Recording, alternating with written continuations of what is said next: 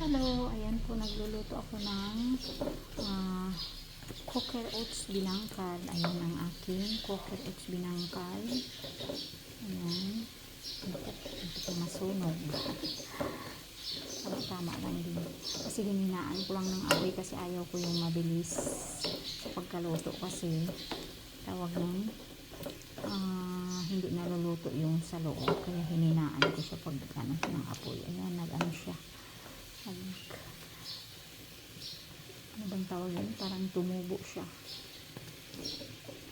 Ang aking cooker oats binangkal. Ayan.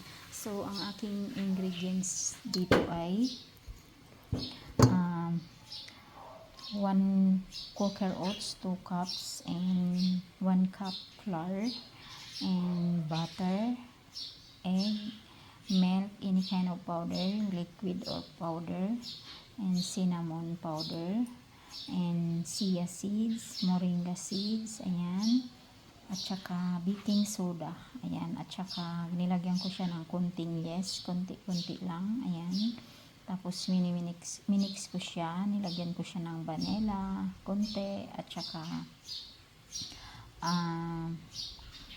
kung gusto nyo lagyan ng konting salt, lagyan nyo na lang. At saka sugar na powder. Ayan po ang aking ingredients. Cooker oats, binangkal, with chia seeds. Ayan. Pang merienda time. Ayan.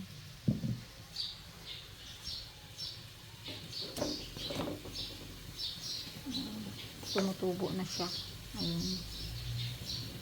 Maluluto na ang aking binangkal. Cooker oats binangkal.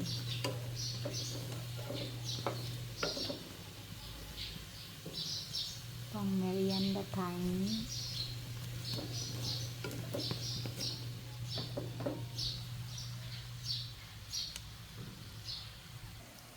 Ayan, luto na ang aking cooker oats binangkal with chia seeds. Ayan.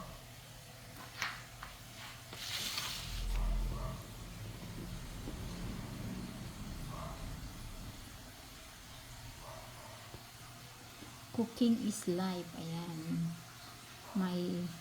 My own recipe. Ayan. Cooker oats binangkal with chia seeds.